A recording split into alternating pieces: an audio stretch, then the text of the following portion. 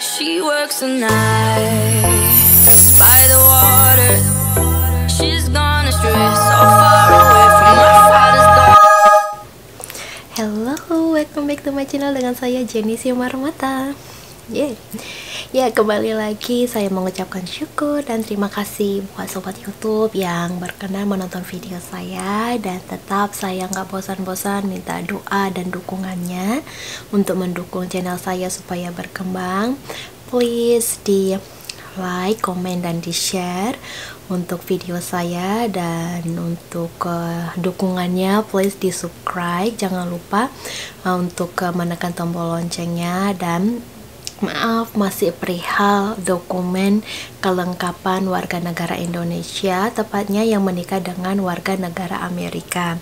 Nah, di sini mungkin video terakhir aku perihal dokumen-dokumen untuk saat ini, karena saya sudah mendapatkan green card, dokumen green card yang disiapkan apa saja, lalu pengalaman green card, dan sekarang videonya yaitu saya share pengalaman untuk hal yang harus disiapkan untuk interview green card dan apa yang dilakukan setelah green card ada di tangan. Dan ini pure pengalaman saya, dan saya juga yang sebelum mengerjakannya tetap mencari informasi melalui website, dan saya khususnya di video ini mengucapkan terima kasih banyak buat youtuber-youtuber dan buat blogger yang sudah share pengalamannya juga. Setiap orang ini berbeda pengalamannya, jadi saya tetap searching, saya tetap nonton, saya tetap baca. Dan terima kasih khususnya buat Mbak Widi di Ohio, karena dia ada blogernya, ini juga membantu sangat saya dalam proses green card serta pengurusan setelah green card. Saya mengucapkan terima kasih banyak. Semoga Mbak Ohio sehat dan Mbak Widi sehat dan sukses selalu. Nah, hal apa saja yang harus disiapkan untuk persiapannya? Ya, yang pertama dari segi pakaian, sama seperti interview Q1 visa. Jadi setidaknya saat dilihat pandangan pertama, selain dokumen yang kita siapkan, yang kita kirim, yang kita apply ini sudah komplit, ini dari segi pakaian kita setidaknya semi formal, pakai blazer, lalu pasangan bisa pakai dasi sama pakai jas. Nah, sewaktu kami datang di USCIS untuk interview, ya mereka rata-rata memakai pakaian yang formal atau semi formal, dan ada juga sih yang terlalu santai, tapi saya tidak sarankan. Karena pada saat kita dilihat, setidaknya mereka mengetahui bahwa kita sangat respect, tidak asal-asalan, kita sangat respect mendatangi kantor mereka. Setelah itu hanya dari segi pakaian dan juga latihan kemarin, ada 1 minggu sebelum interview ini, walaupun sudah mengetahui satu sama lain, tetap kami latihan tanya jawab sebelum tidur, ini seminggu sebelum interview. Walaupun yang ditanya pada akhirnya ini sangat jauh, dan saya sangat blessing banget. Saya tidak mengatakan percuma dong saya latihan seminggu sebelum tidur ini. Saya nggak pernah mau mengatakan, karena prinsip saya melakukan hal yang maksimal terlebih dahulu, yang bisa saya lakukan sebagai manusia, dan yang lainnya saya serahkan sama Tuhan. Jadi saya berdoa, dokumen yang saya lakukan itu sudah lengkap dan melakukan hal yang maksimal yang bisa saya lakukan. Lalu persiapan dari segi pakaian, yang supaya melihatkan kalau kita respect sama mereka, dan apalagi sih nggak ada, hanya sama latihan tadi yang semuanya hanya ini saja. Karena di video sebelumnya saya lupa, lalu saya buat video lagi dengan pakaian yang sama, hanya saya bedakan untuk dari segi penampilan, dan saya tambahkan sedikit ini biar agak berbeda. Karena apabila saya buat video juga untuk besoknya, mungkin pakaiannya juga masih sama, karena saya ganti baju itu 2 hari sekali atau bahkan 3 hari sekali, soalnya tidak bau dan masih fresh. Aduh, keluarkan dah jadinya. Dan besok juga saya kerja, kemungkinan saya rada malas untuk buat video karena saya di situ pulang kerja langsung mandi dan beresin rumah, dan makeupnya juga sudah hilang. Jadi sama aja, karena berhubungan si virus ini ada, jadi saya di situ pulang kerja langsung mandi. Kalau kemarin saya masih malas-malasan, jadi masih bisa buat video, masih eksis, ada sedikit tuh maskaranya. Dah, jadi melembar lagi. Dan hal yang kedua, yang tadi persiapan interview. Lalu untuk yang hal yang dilakukan setelah mendapatkan green card atau interview di tangan. Nah, tetap ya yang green card di awal atau sewaktu menjawab pertanyaan tetap confidence. Dan untuk yang apa sih yang kita lakukan setelah green card sudah di tangan? Kalau saya awalnya itu saya langsung greget mau cari kerja, berhubung sudah bosannya hampir 1 tahun di rumah terus. Saya mau money, dolar. Jadi saya pengen ada pengalaman kerja di sini, dan menurut saya adaptasi yang terbaik itu adalah bekerja, karena bekerja bisa mendapatkan teman, mengetahui apa saja sih yang Amerika Style lakukan sehari-harinya, yang kehidupan sehari-harinya berbentuk apa saja, lalu bagaimana mereka berbicara. Jadi vocab saya bertambah, kosakata saya bertambah, cara pola pikir saya tentang mereka itu bertambah. Jadi menurut saya adaptasi yang terbaik itu adalah bekerja. Jadi setelah saya mendapatkan green card ini, saya melamar pekerjaan, dan God bless banget, Tuhan berkati banget, mereka buka lowongan, dan ini saya bantu share di video selanjutnya. Jadi saya mencari pekerjaan dan sudah dapat, dan saya diterima. Lalu saya sebelum saya melamar pekerjaan ini, saya mengupdate SSN. Yang pertama saya lakukan adalah mengupdate SSN, karena sebelum mendapatkan green card saya sudah membuat SSN. Sebelum apply green card saya sudah membuat SSN. Namun di SSN ini, Social Security Number ini, tercantum bahwa ini bisa digunakan apabila dilengkapi dokumen working permit. Sedangkan working permit saya sudah tidak aktif. Setelah green card ada, maka saya mengupdate SSN. Jadi hal pertama yang saya lakukan, saya klarifikasi kembali, yaitu update SSN. Update SSN ini kemarin berlaku apabila ada dokumen working permit pendukungnya, dan setelah diupdate tidak perlu lagi, dan ini sudah normal atau seperti SSN selayaknya yang di sini. Yang itu yang pertama. Lalu yang kedua, setelah itu saya mencari pekerjaan, melamar pekerjaan, dan puji Tuhan ada yang menerima saya. Dan yang ketiga, saya buka account joint account yang saya kemarin bilang, yang kemarin belum dipercaya, setelah saya mendapat pekerjaan baru dibuka ya. Hati-hati kalian, tapi setiap bule sih mungkin kebanyakan seperti itu, harus ya itu dah, nanti saya ceritakan lainnya. Terus yang keempat ini saya meminta surat keterangan mendaftarkan di KJRI Chicago untuk pernikahan saya.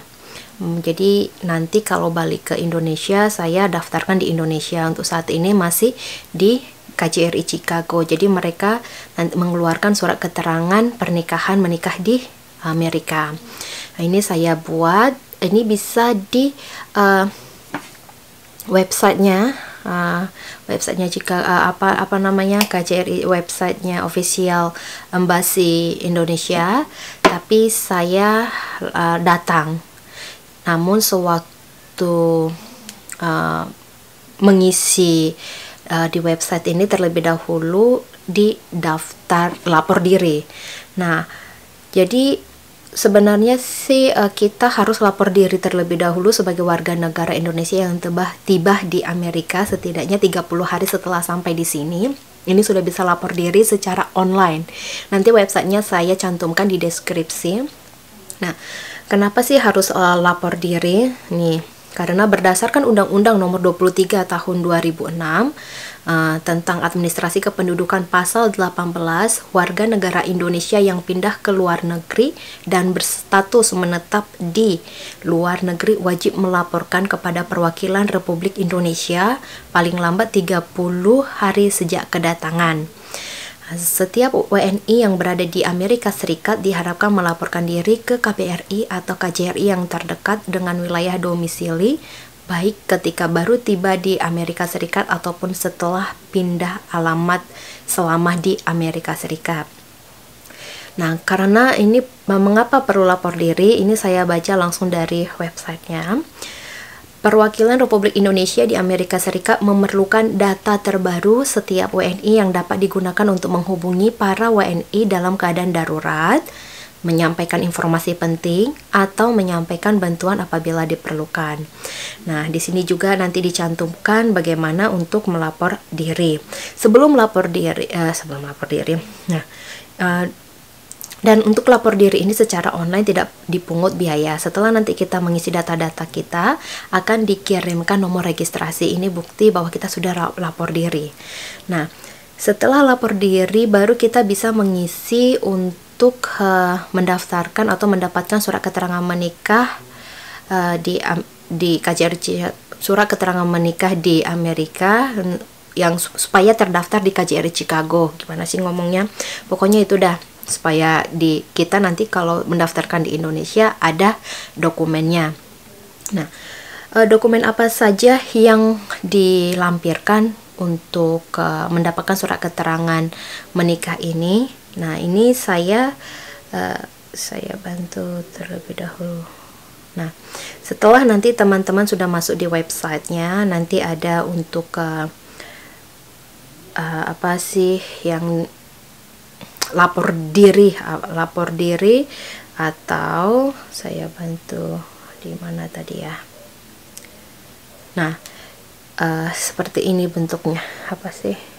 Kebaca nggak? Oh, saya salah.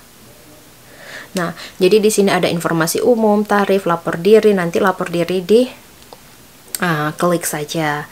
Nah, ada nanti untuk penerbit surat keterangan. Nah, di sini saya isi terlebih dahulu surat keterangan nikah. Nah, nanti di sini mengisi formulir surat keterangan nikah online dengan melampirkan fotokopi akta nikah yang diterbitkan oleh Circuit Court for City of the Country, lalu fotokopi paspor suami istri, fotokopi ID atau bukti domisili atau permanent resident card yang green card, driver license atau KTP suami istri. Nah, lalu di sini nanti setelah kita isi formnya, lalu melampirkan dokumennya, dan ini kita kirimkan beserta amplop balasannya ke KJRI terdekat. Ya, KJRI terdekat sih, KJRI di wilayah sobat tinggal. Nah, kalau saya, soalnya saya nggak pakai kirim karena dekat, jadi saya langsung datang ke KJRI di Chicago-nya.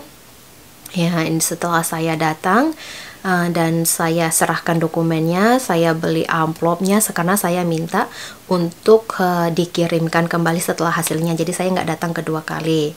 Jadi minggu yang lalu, sebenarnya ini mau video untuk minggu yang lalu, saya bukan lupa sih, merasa lelah karena bekerja, dan saya sudah mendapatkan hari Rabu lalu, yaitu untuk surat keterangan menikahnya. Nanti ini saya bawa ke Indonesia untuk daftar lagi.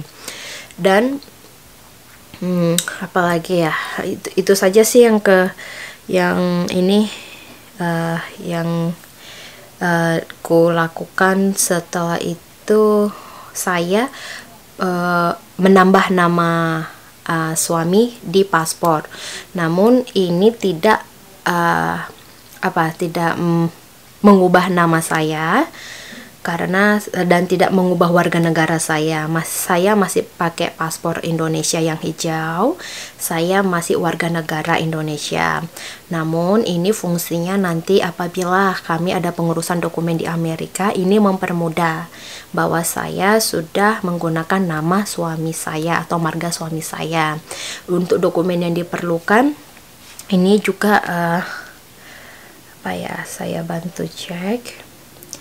Nah, untuk yang diperlukan untuk ubah ini tadi mengisi formulir data diri, lalu surat pernyataan perubahan nama, lalu menyertakan dokumen asli yang tadi paspor. Jadi paspor saya tinggal di sana.